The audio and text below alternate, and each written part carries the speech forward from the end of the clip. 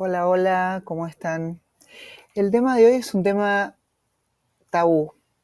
Eh, Tiene que ver con el suicidio, tiene que ver con las comunidades indígenas y YouTube tiene muchas restricciones con este tema y pensábamos en principio hacer un vivo, pero finalmente tomamos la decisión de grabarlo con algunas personas muy interesantes que están en México y que nos van a dar un poco de luz sobre este tema. Porque hablar sobre el suicidio es como dar el primer paso para poder prevenir.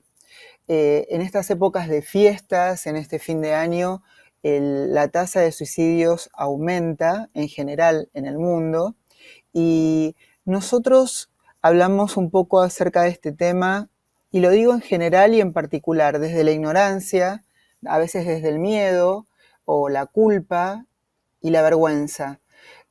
Vamos a hablar sobre suicidio en comunidades indígenas, específicamente en México y en los Altos de Chiapas, eh, donde hay desigualdad, rechazo, desarraigo, individuos que por ahí no se insertan, no se reinsertan en una economía globalizada y, bueno, hacen que esta zona sea una de las más altas en índices de suicidio de ese país.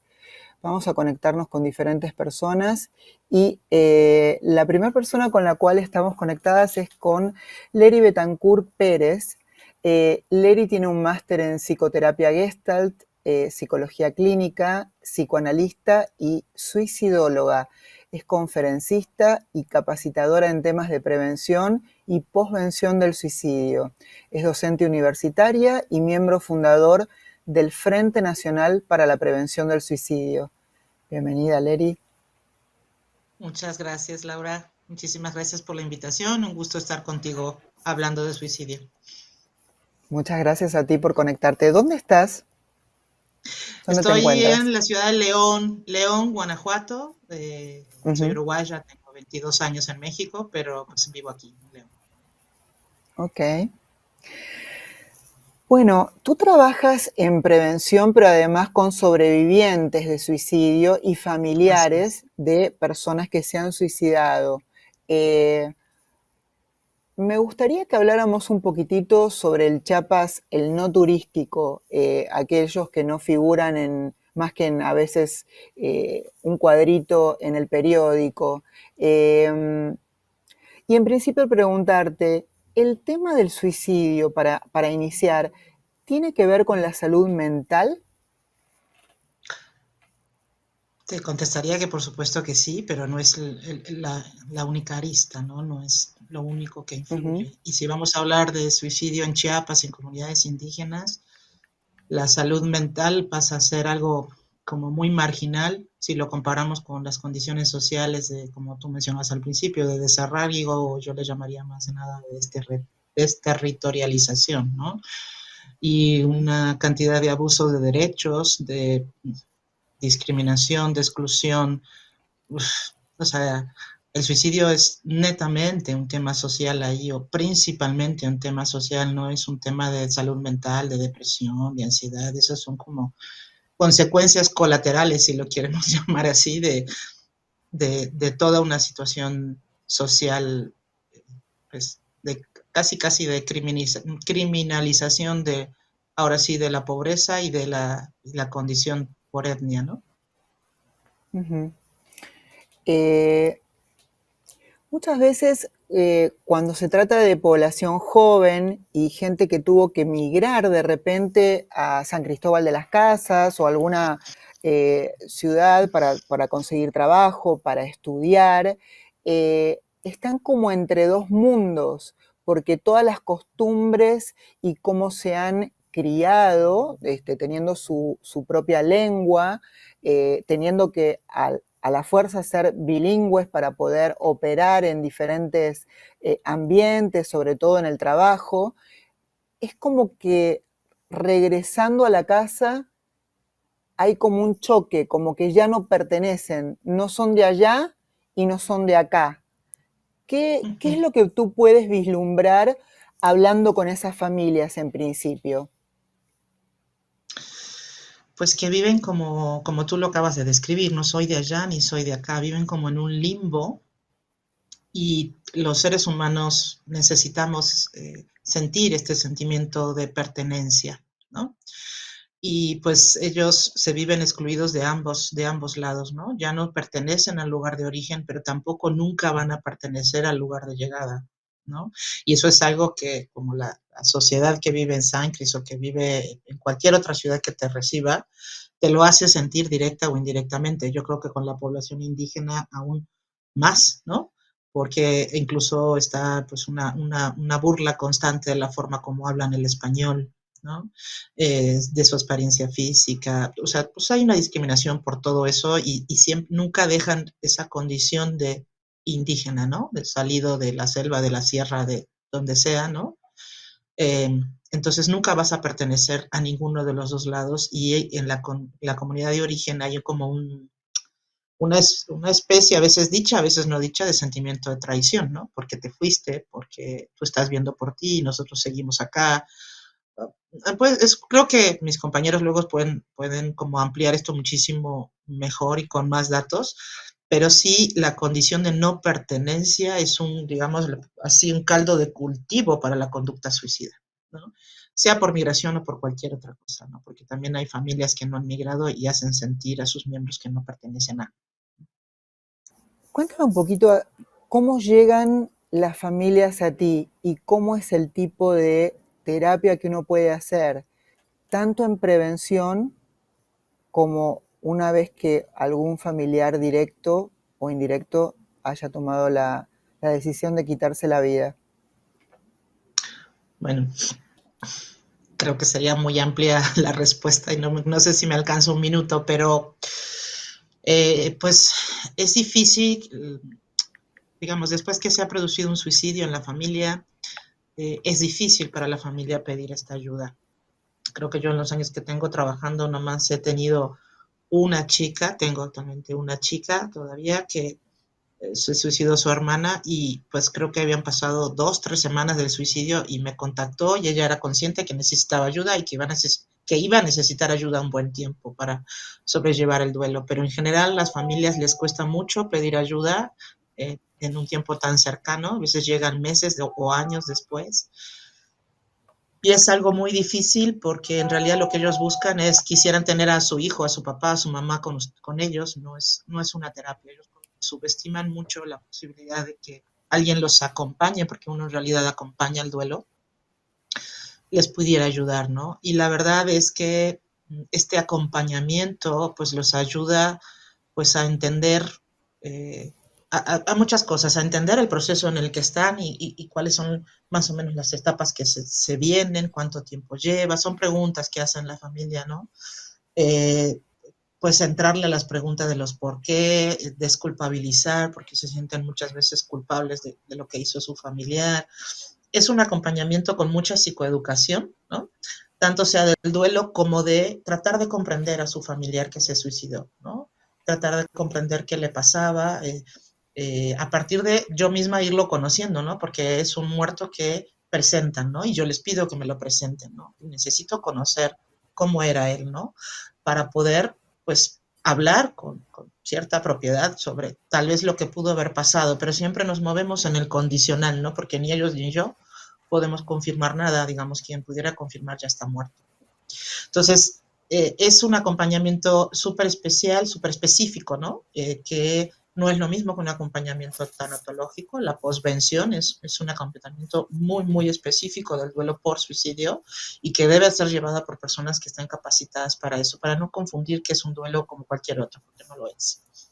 Y en el tema de lo que tú llamas prevención, yo le llamo atención, ¿no? Es atención en consultorio, claro, evidentemente con la intención de prevenir el suicidio cuando hay una conducta suicida, pues ahí depende mucho de las condiciones en las que llegue el paciente, pero la escucha, la comprensión, la validación de sus sentimientos en un mundo donde la mayoría de las personas de la posible red de apoyo, no digo que en todos los casos, pero en enorme mayoría de casos, no han comprendido, no han escuchado, han subestimado, han descartado o negado sentimientos, pues el espacio terapéutico que se transforme en todo lo contrario, ¿no? Un espacio donde poder tejer tejido social, tender una mano, eh, hacerle sentir a la persona de que aunque yo lo voy conociendo, no es alguien que estuviera en mi vida antes, sentir genuinamente que esa persona me importa, porque la verdad que sí me importa. En mi caso, sí me importa, aunque no lo conozcan, ¿no? Y por eso llevo como 25 años trabajando en esto, ¿no?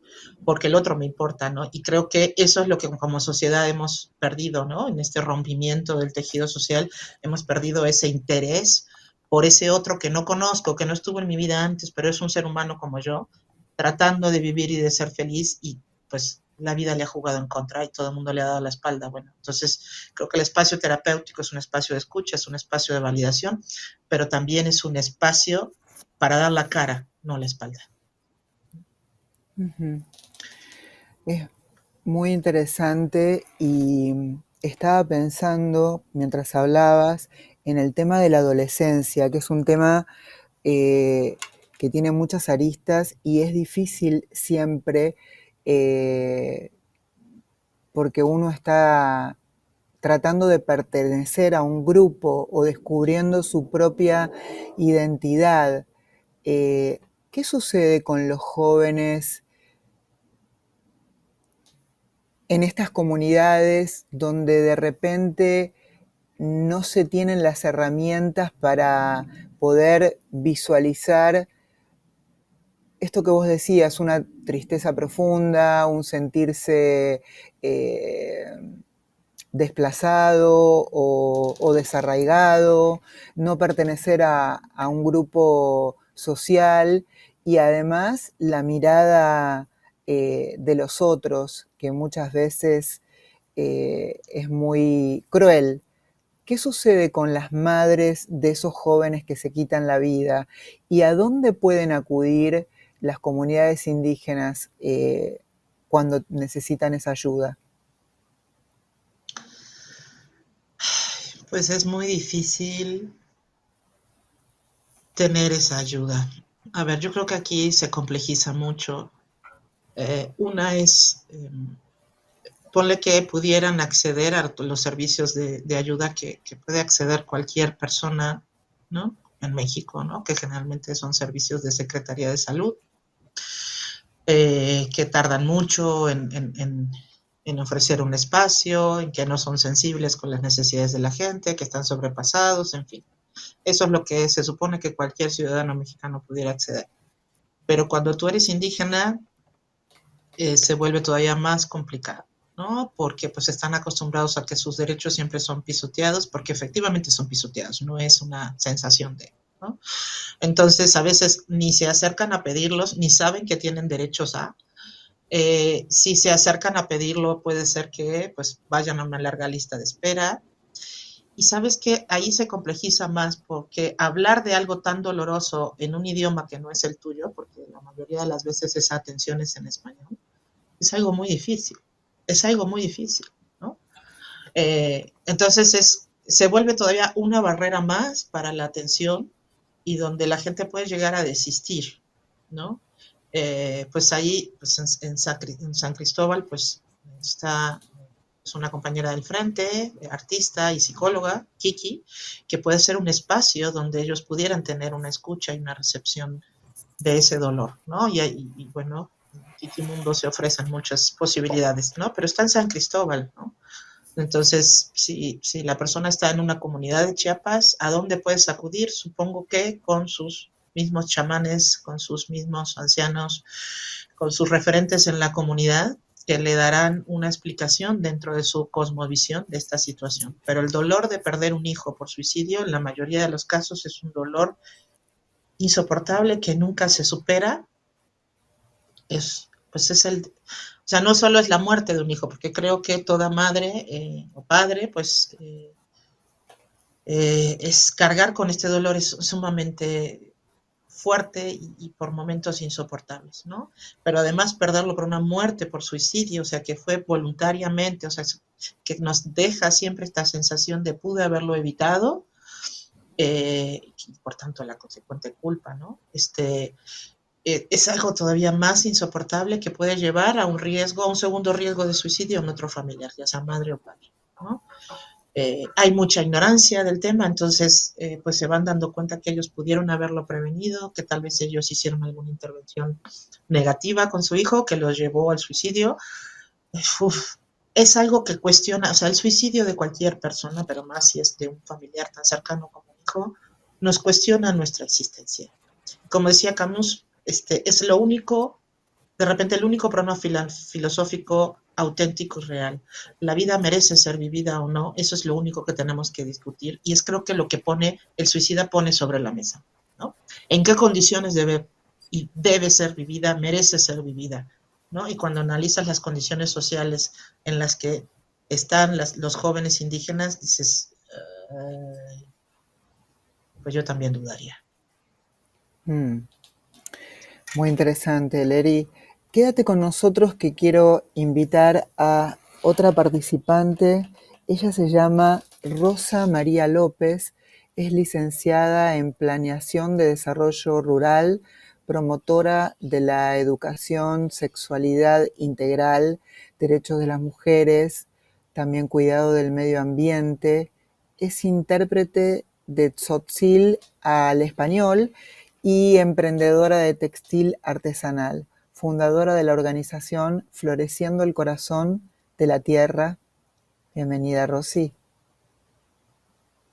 Gracias, muy buenos días, buenas tardes, perdón, es tarde.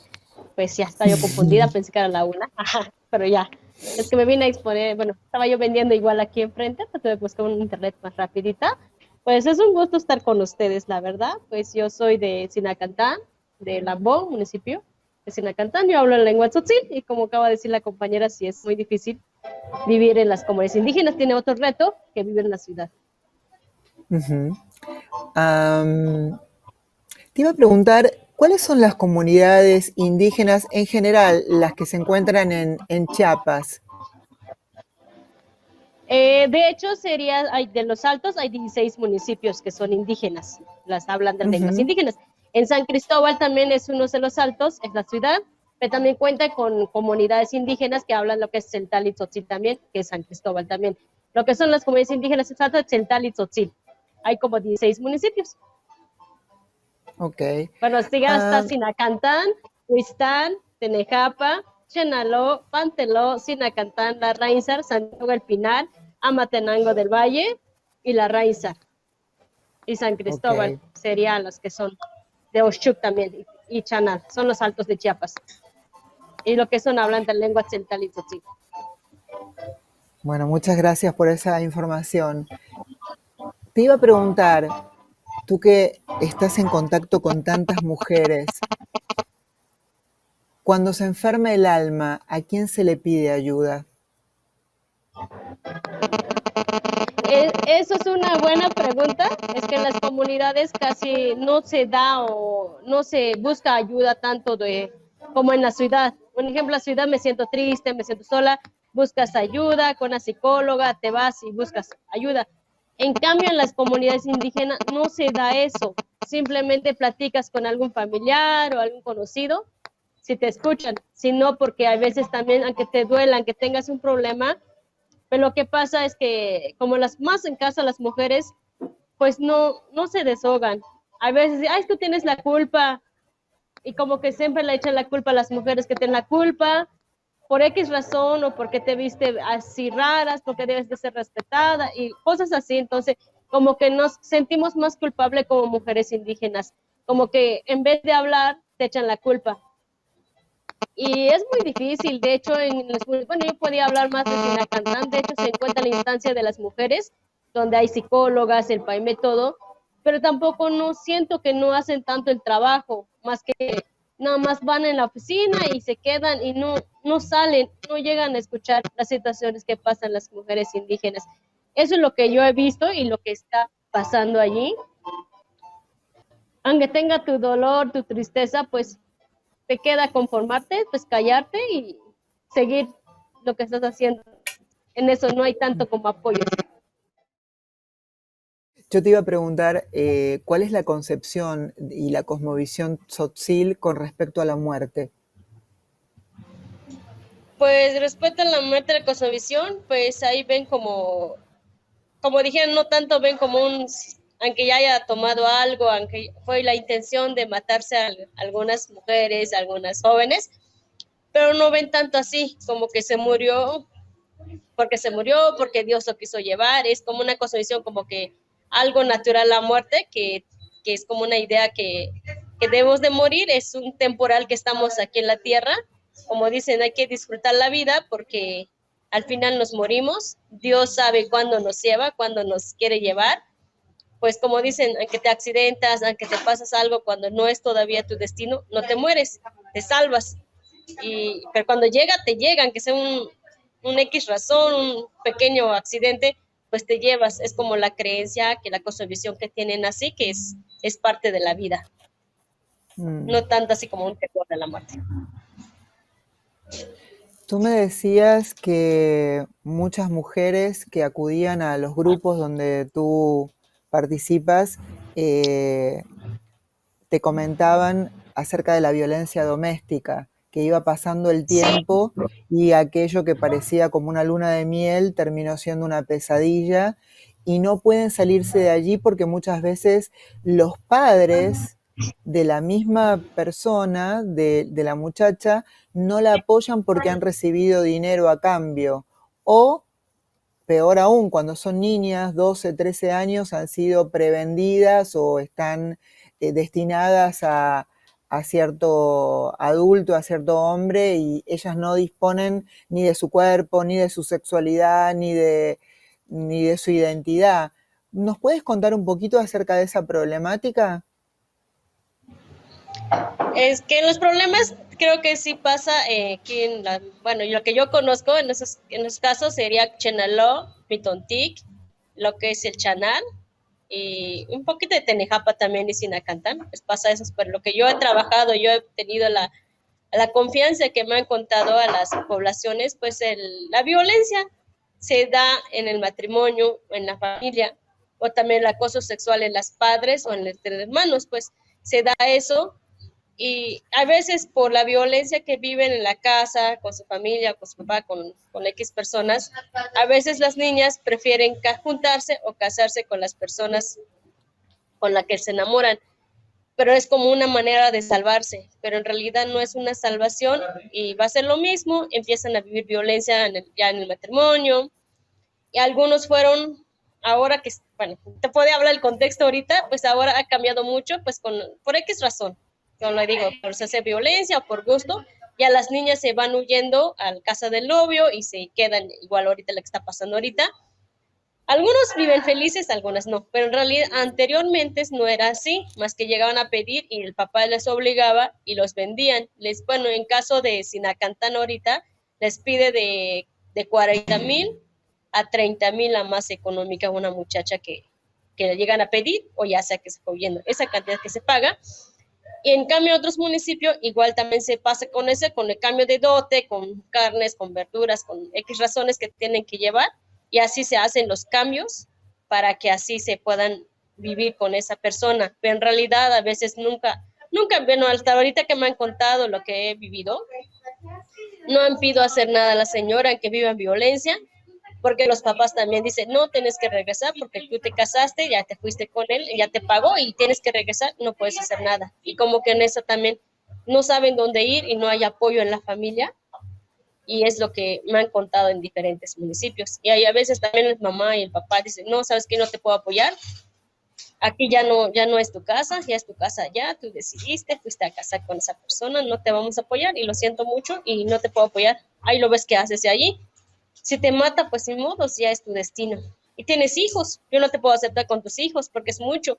Y como que en esa manera no se puede hacer nada, pues, y uno no tiene apoyo en la familia, ni con la suegra, ni con la cuñada, nada, pues entonces a veces prefieren allí las señoras así. Y he conocido personas, mujeres que han tomado la decisión de tomar lo que es el líquido, es de matamonte, matazacate, como le llaman, y han tomado por salir de allí, pero al final de cuentas, pues la que quedan sufriendo son sus hijos, porque a veces dejan niños pequeños, y al final el papá pues nunca va a ser responsable, pues al final quedan esos municipios porque no cuentan con ese apoyo, y me han pedido apoyo pues a señoras. Sí he buscado refugio aquí en San Cristóbal, por las que yo conozco pues algunos de aquí, y nos han cerrado las puertas porque dicen, no, no puedo porque tienen bastantes hijos y no se puede darle esa oportunidad. Sí, aceptamos cuando es una mujer embarazada, joven embarazada, la aceptamos. O con 2, 3 hijos, porque tenga 6, 7 hijos, no lo vamos a aceptar. Pero en las comunidades no hay una manera de planificar. Es que como tienen una creencia que un bebé es el bendición de Dios y lo traen y lo traen y lo traen. Y si no es la suegra o la mamá, te dice, ¿por qué no te embarazaste? ¿Por qué no tienes hijos? Y como que la presión familiar tiene que tener más hijos. En eso es lo que ha pasado aquí en los municipios altos de Chiapas, ha sucedido estas cosas de la violencia intrafamiliar y la violencia social, más que nada también, porque la discriminación es muy difícil, pues como decía la compañera hace ratito. También hay mujeres también que como ven que es una mujer y vive sola también, ay, ella es una cualquiera, ella se dedica a venderse, pues no tiene marido. Y no es cierto que sea así, simplemente porque una mujer que luchó o está decidiendo hacer cosas de su propia vida y no se quiso casar porque ve la situación que está pasando, pero al final esa presión social también. Y pasa eso. Y me han comentado una historia de señora de Chenaló que falleció su esposo hace como 7 años. Ella como vive sola, nunca se volvió a casar y cualquier hombre lo tapa en camino. Ay, vamos al monte, tú te urge porque no tienes marido. Y no es cierto, como dice el señor, no me urge ni tener relaciones sexuales, me puede un hombre, no. Y como decía ella, pero como ven que vive sola, pensarían que la gente que necesita un hombre, en eso es lo que está pasando. Entonces como que si te sientes pues así como que vives sola, como que sienten la mujer no está protegida. Cuando tienes un esposo o un hombre, pues siente que te protege. Es como una manera de creer, pero en realidad no es así. Ujú. Volviendo al tema del alma y la primera pregunta que te hice, en el caso tanto de las jóvenes y los jóvenes en general, ¿tú crees que se han alejado un poco de la espiritualidad de la comunidad? Cuando hablaba Leri en un momento acerca de, bueno, el chamán o alguien que los pueda orientar, ayudar las costumbres, las creencias. ¿Tú crees que con el tiempo, llegando a la ciudad, esas costumbres se dejan de lado? ¿La espiritualidad se abandona? Yo siento que sí, porque, bueno, cuando estás en la comunidad, porque te enfermas de un dolor, de un gripe, un ejemplo, te duele. En realidad, a veces el dolor de cabeza viene por problema social, problema de la que estás viviendo. No es una enfermedad, pero como el costumbre, te llevan con los curanderos. Ay, es que es más, como dicen, es un susto, es el espíritu, bueno, te dicen así, pero ya de esa manera muchos de los jóvenes han decidido salir en la ciudad a buscar trabajo, migras en otro estado porque es una oportunidad para ellas no vivir tanto violencia, aunque se vive en la ciudad pues un poco diferente, no es igual como vivir en una comunidad de esa manera. Yo creo que ahí cambia un poquito la mentalidad, uno porque estando en la ciudad hay mucha información, te puedes ir a un lugar, una terapia, te pueden platicar con otras personas, sabes que hay aquí tan terapia psicológica, vamos y ya, como que ahí van cambiando las ideas a los jóvenes que están migrando a la ciudad, pero sí, estando en la comunidad es muy difícil hacer nada porque siento que no encuentras ni apoyo, aunque tengas una enfermedad, tengas un dolor, tengas problemas, se arregla con las autoridades, con el paz de juzgado, pero de allí no te hacen nada, simplemente perdónalo, es la primera vez, hasta la tercera, a la cuarta te vamos a dar el divorcio. Es lo que siempre pasa. Lo que han podido es como más que ya tengan un estudio o tengan más elemento o que tengan un poquito apoyo a la familia, son los que han podido salir adelante. Bueno, Rosy, demasiado claro lo que acabas de exponer. Te voy a pedir si te puedes quedar un momentito y esperarnos mientras nos conectamos con Moisés Frutos Cortés. Él es sociólogo y profesor, doctorado en ciencias políticas, maestro en ciencias sociales y presidente del grupo interdisciplinario de investigación de las violencias en el sureste de México, también miembro fundador del Frente Nacional para la Prevención del Suicidio. Hola, Moisés. Hola, buenas tardes, buenos días a todos. Gracias por la invitación, Laura. No, gracias a ti por participar. Bueno, tú eres un hombre como de números, de estadísticas, de investigación. Tú estuviste haciendo un trabajo en Yucatán, en Ciudad del Carmen, en Mérida, en Campeche, en ciudades, digamos, donde la economía un poco depende del turismo, y donde también hay mucha desigualdad, ¿no? Hay gente que trabaja para el turismo, eh, y hay otra gente que trata de reinsertarse de alguna forma, ya sea trabajos tipo albañil o, bueno, lo que salga, las changas, como decimos nosotros. Y allí se dan muchos procesos migratorios. Eh, Tú empezaste a investigar porque descubriste que en estos sitios había índices altos de suicidios, más altos que en el resto del país. Y conformaste lo que sería como un mapa, una cartografía del suicidio. ¿Cuáles serían las primeras conclusiones que tú puedes sacar con respecto a este estudio? ¿Nos quieres compartir? Sí, claro. Creo que ya después de escuchar a Leri y a Rosy, podemos entender bien que las causas del suicidio siguen siendo estructurales. Sin embargo, hace falta, los procesos sociales se van dando, la sociedad va cambiando, no es una sociedad estática, y los planteamientos de Emilio Durkheim que hacía sobre las verdaderas causas del suicidio a nivel estructural siguen siendo, pero también las sociedades han cambiado, las comunidades indígenas van cambiando también y los procesos de transformación en las sociedades van impregnando, van impactando en los grupos sociales. De ahí que nosotros planteamos la necesidad de diversificar metodológicamente y epistemológicamente las explicaciones del suicidio, sobre todo en la península de Yucatán, que es la zona donde nosotros ubicamos el fenómeno y que efectivamente, como bien dices, ha estado sufriendo desde las últimas 3, 4 décadas procesos de transformación económica. En el caso de Campeche, lo que observamos es una petrolización. La principal fuente de hidrocarburos en México se encuentra precisamente en la llamada Sonda de Campeche, que es en el Golfo de México, pero que tiene sus bases administrativas en Ciudad del Carmen, Campeche. Y en el caso de Yucatán y Quintana Roo, hay procesos de transformación económica, sobre todo enfocados al turismo. En este sentido, nosotros creemos que los grupos sociales construyen su espacio, su territorio, a partir de las relaciones sociales que se establecen de manera cotidiana. De tal modo que observar el suicidio desde ese espacio social nos llevó a la idea de cartografiarlo, es decir, hacer mapas que nos permita ubicar desde el estado, la región, hasta localidades y colonias o barrios donde los registros hemerográficos, donde los datos oficiales nos indican que está sucediendo este tipo de hechos.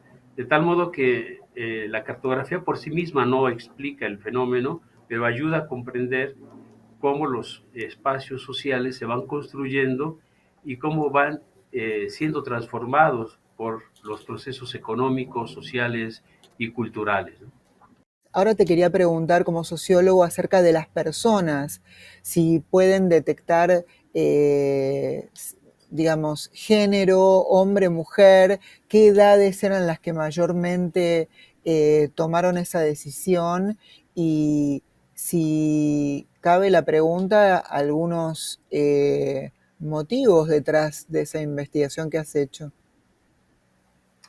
Sí, en el caso de la península de Yucatán no es muy diferente, salvo ciertas particularidades de localidades con una alta presencia de comunidades indígenas, pero la tendencia a nivel nacional en México es que la población de 15 a 29 años de edad es la que más recurre al tema del suicidio. Es decir, tenemos una población vulnerable de 15 a 29 años en donde se ha incrementado en los últimos 8 años considerablemente. Y en el caso de la península no es la excepción. Tenemos tasas de suicidio por cada 100,000 habitantes, en el caso de Campeche, de 23, en el caso de Yucatán, arriba del 25, y de Quintana Roo andamos también por una tasa de 11 a 12%. ¿Qué significa eso? Que la tasa promedio a nivel nacional es de 6.6 en este rango de edad aproximadamente, mientras que en estos estados peninsulares la tasa se eleva bastante. En el caso de, por ejemplo, en el caso de Yucatán, vemos que los índices de desarrollo humano y de marginación, es decir, no van a la par del desarrollo social y económico de la población. Lo que encontramos es que a mayor desarrollo económico, es decir, las estadísticas nos dicen que hay una mejoría en las condiciones materiales y económicas de la población. Sin embargo, a contracorriente, vemos que se incrementan los casos de suicidio en las principales ciudades de la península. Estamos hablando de Mérida, de Cancún, de Ciudad del Carmen, de Campeche, de Chetumal. Es decir, ciudades que aparecen como en la bonanza económica y con una tasa de incremento del PIB, el Producto Interno Bruto, casi a la par de ciudades como la de México, pero que, sin embargo, muestran una gran desigualdad. Lo comentabas hace un momento, en el caso de Campeche, los municipios de mayor riesgo suicida son precisamente los municipios más urbanizados, los municipios con una mejor infraestructura educativa y de salud, pero que presentan desde hace más de 10 años un incremento en las tasas de suicidio.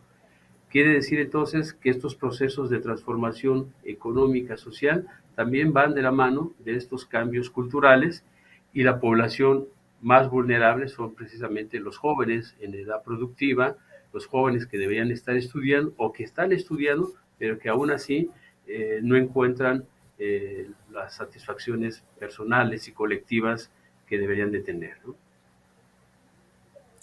En el caso de los jóvenes que tú señalabas un poco la franja etaria, hay mucho consumo de alcohol dentro de la comunidad indígena, mucho consumo de sustancias psicoactivas. Te iba a preguntar eso para saber un poco Sí. como el perfil. Claro, sí, es parte de esas transformaciones culturales y sociales que podemos observar, ¿no? Es decir, la sociedad va cambiando, pero no solamente va cambiando en indicadores, digamos, de mortalidad, de cuestiones más de tipo de creencias, sino también en cuestiones de hábitos. Digamos, una de las causas estructurales de este fenómeno tiene que ver con esos cambios económicos y sociales que van de la mano de la violentización de los jóvenes. Es decir, la falta de oportunidades de empleo y de desarrollo educativo, de desarrollo personal, va invitando también a jóvenes a otro tipo de prácticas sociales, y lo vemos en Chiapas muy claramente, que muchos jóvenes indígenas están formando parte de los grupos delictivos, de las pandillas que se disputan los territorios. Entonces, efectivamente estamos observando un incremento que ya lo había, ¿no? El consumo de alcohol en el caso del sureste ha estado marcado desde hace muchos años, a veces por el tema climático, las temperaturas son extremas en toda la península de Yucatán, por ejemplo, y el consumo de alcohol se justifica de alguna manera por ese clima extremoso, ¿no? Sin embargo, en los últimos años, el consumo de drogas también ha llegado a las localidades más pequeñas, a las localidades rurales que antes solamente tenían entre sus prácticas culturales el consumo de alcohol, incluso alcohol artesanal, alcohol que ellos mismos producían, pero que en las últimas fechas, en los últimos años, se ha incrementado considerablemente, y se ha incrementado también el consumo de drogas. Pero creo que sí es importante que no perdamos de vista que tiene que ver también con un problema estructural del Estado. El Estado neoliberal en México empezó a desatender a los jóvenes y dejó de atender su responsabilidad en cuanto a generar bienestar social. En términos de salud, la educación se abandonó, la educación se dejó a la iniciativa privada, lo mismo el tema de la salud, lo mismo el generador de bienestar para la familia, de tal modo que vimos un proceso de debilitamiento del Estado desde los años 80 y todos estos procesos que observamos ahora como la violencia social y el suicidio son consecuencia de ese proceso de pérdida de responsabilidad del Estado hacia la población, no solamente la población indígena, sino la población en general, pero se marca más en la población indígena porque históricamente ha sido olvidada, ha sido excluida y ha sido marginada, ¿no? Absolutamente claro lo que acabas de decir. Eh, Creo que, eh, digamos, es un signo de los tiempos que atañe a cualquiera de los jóvenes, no importa dónde vivas, el tema del escape, ya sea droga recreativa, ya sea alcohol o lo que fuera, pero hay un tema de fondo que los gobiernos y los estados no quieren, digamos, ser responsables. Entonces, bueno, es Claro, porque muy... lo acabas de mencionar, es un signo de la época, parte de los signos de la época, el suicidio, ¿no? Esa idea de la incertidumbre y de la ambivalencia que se menciona como uno de los síntomas de la posmodernidad. El suicidio siempre ha existido, la violencia y el consumo de alcohol o de sustancias siempre ha existido, pero nunca como ahora se había notado la trascendencia de ese tipo de relación entre la sociedad y las drogas. Tan es así que en Estados Unidos desde 2015 fallecen más jóvenes por el consumo de drogas que por accidentes de tránsito o por armas de fuego. Es decir, no es solamente observar el incremento del suicidio como un dato estadístico, sino como una síntoma de los tiempos que estamos viviendo. Moisés, te voy a pedir que nos esperes un minutito nada más para conectarnos ahora sí con Jorge Magaña. Él es doctor en Antropología Social y Cultural, especializado en Antropología Médica y Etnopsiquiatría.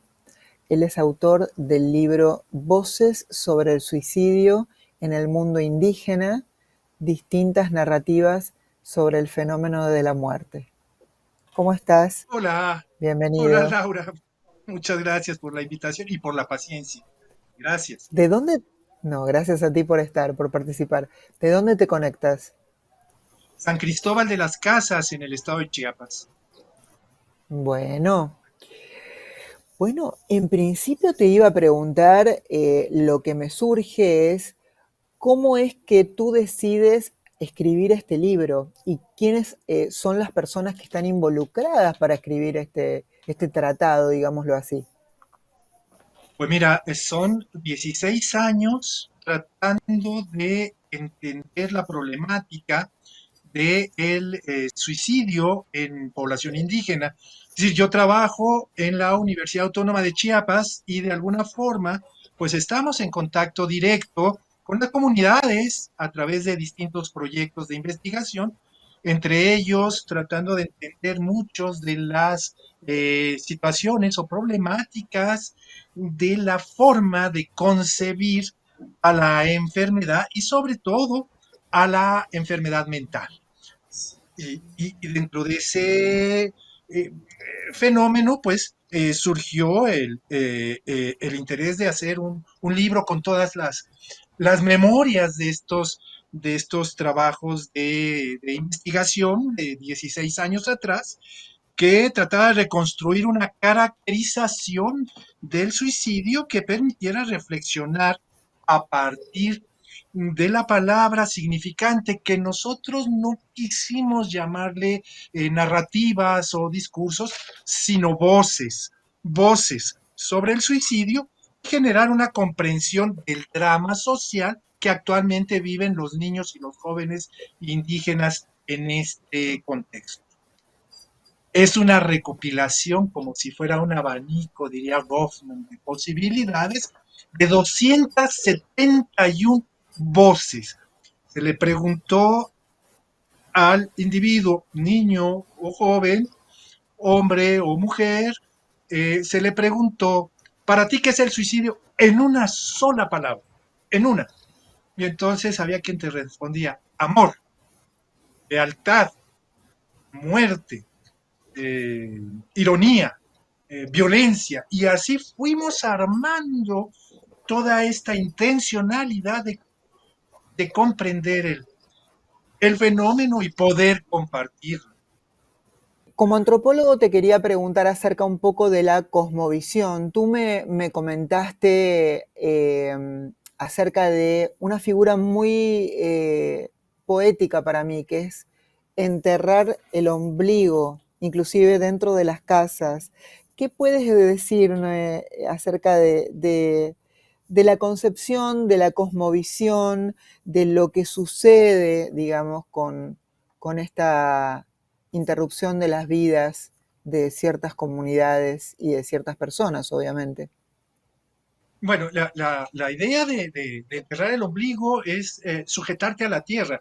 Recordemos que la concepción o la cosmovisión misma de la comunidad o de la familia indígena es la cercanía a la madre tierra. El Abya Yala en Sudamérica o el Equisculejal en el caso de nosotros en Chiapas, sí, la madre tierra, el buen vivir. Entonces, donde esté mi ombligo, es donde estoy sujeto precisamente a esta conceptualización, a esta cosmovisión de mi bienestar, de mí como persona, como individuo colectivo, colectivo, para que pueda entenderse de esa manera. Incluso tocaría brevemente que esta conceptualización de colectivo influye también en la forma de entender el problema occidental del suicidio, donde es individuo a individuo y si acaso el contexto familia, pero acá es el colectivo a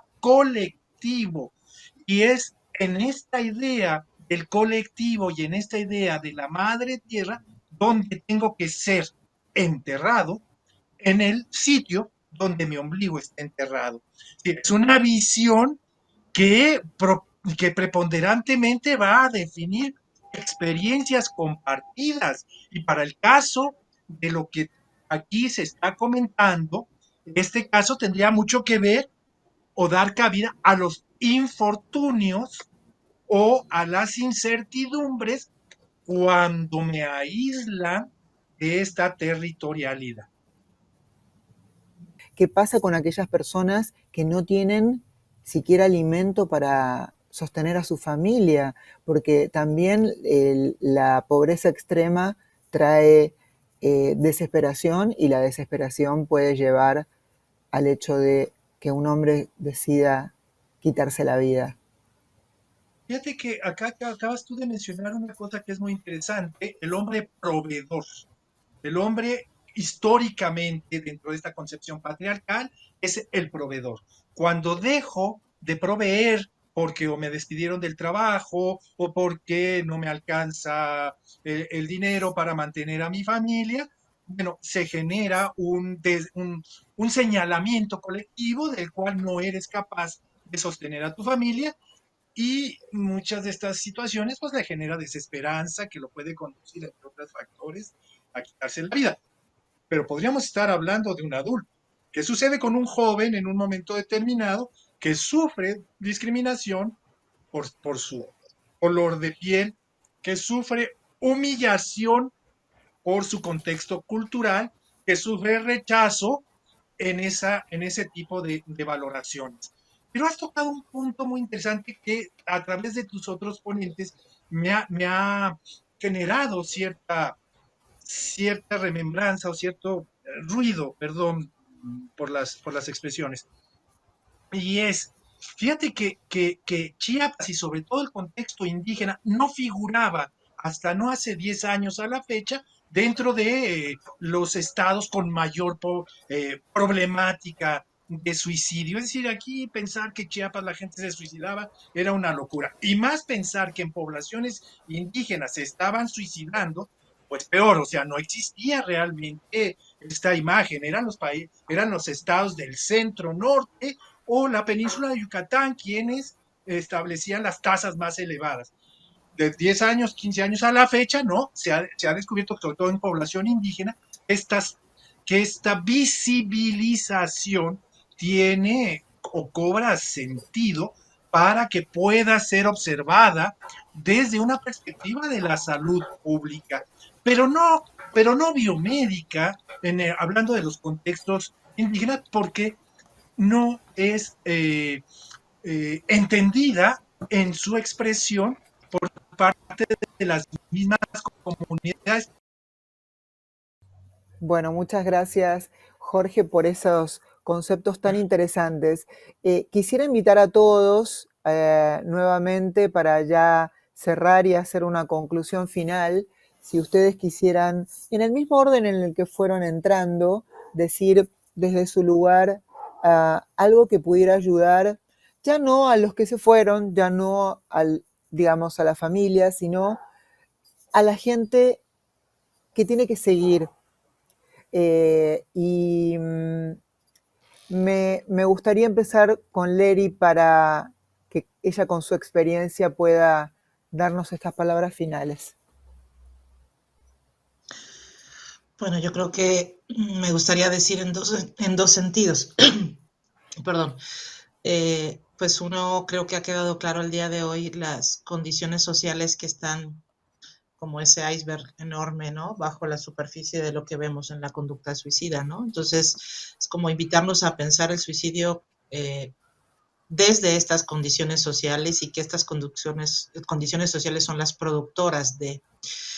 Entonces, pues tenemos que apuntar a cambiar esas condiciones sociales, ¿no? Y por otro lado, pues para las personas que están sufriendo, que están contemplando el suicidio como una posibilidad, pues decirles que se acerquen a pedir ayuda, que se acerquen con personas que puedan escucharlos, acompañarlos, comprenderlos y ayudarlos. La mayoría de las veces hay otras salidas, otra oportunidad. Sería Gracias, muchas gracias. Rosy, te escuchamos atentamente. Pues más que nada yo diría que sientan más consciente de escucharla, invitar más que nada a las familiares o a las personas de la misma localidad o otras personas que llegan afuera que lo escuchen y que lo comprenden la situación que está pasando, que no que le digan que tienen la culpa. Siento que lo que pasa es la culpa de la situación. Entonces siento que es más en eso.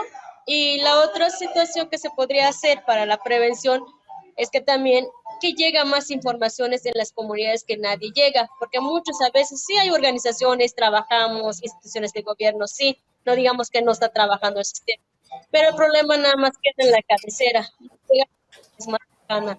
Entonces yo siento que la que falta más información, más apoyo social y mentalidad, todo eso, sería más en las comunidades más lejanas, en las comunidades indígenas, tanto no indígenas, porque San Cristóbal no creo que se conocía como indígena, pero al final de cuentas yo ubico comunidades indígenas también de San Cristóbal. Casi nadie ha llegado, pues igual ni una información, no sabe nada, igual se habla de las situaciones. Sería más en eso, más la concientización y de invitarla y que si hubiera más apoyo, la verdad, yo siento que sí necesita. Yo he visto, la verdad, y son abiertas las personas a hablarla, aunque se tienen costumbres, creencia, pero sí se puede trabajar simplemente respetando sus costumbres y a romperla más que de manera como están, pero sí nos dan, y son muy abiertas las personas, la verdad, nos dan una bienvenida y si nos llega una persona afuera, al contrario, les da gusto. En las comunidades, lo que yo he visto, siempre te dan algo de comida, te preparan algo, es como un agradecimiento por llegar a dar una información. Es muy amablemente en las comunidades indígenas. Gracias, pues solamente para cerrar, decir que más allá de las estadísticas o las tasas de suicidio, hay que ver este fenómeno en su contexto social, en su contexto cultural, y que este trabajo de investigación científica que hacen diferentes colegas como Jorge, como Leri, en diferentes lugares, como también el de intervención, como el que hace Rosy, tiene que servir también para que los gobiernos locales, municipales y a nivel federal hagan políticas públicas específicas para esas localidades. No puede haber una política pública para atender este tema del suicidio simplemente desde el centro del país. Se tiene que voltear a ver a los que están trabajando en las localidades a través de la intervención, de la prevención, para que esto resulte en beneficio de las comunidades. Creo que hay muchos ejemplos de grupos sociales que están trabajando con jóvenes desde secundarias, en preparatorias, a nivel universitario, que han logrado tener éxito. Entonces hay que voltear también a la intervención desde las comunidades, desde los grupos sociales, y que el trabajo científico sirva también para eso, y no solamente para publicaciones y para guardarlo en los journals. Muchas gracias. Bueno, aunado a lo comentado por Moisés, yo diría que es indispensable enfrentar el conocimiento de la salud de los pueblos diferenciados culturalmente, como hablamos aquí de los indígenas, y con tradiciones médicas propias a la situación de exclusión estructural que viven dichos pueblos de manera preponderante en sus condiciones de salud y en las posibilidades de acceso a servicios adecuados y oportunos. En esta idea, como dice Moisés, establecer políticas públicas. Tarea nada sencilla, nada, pero hay que hacerla, definitivamente hay que hacerla. Gracias. Perdón por mi problema de comunicación, perdón. Quería agradecerles a todos.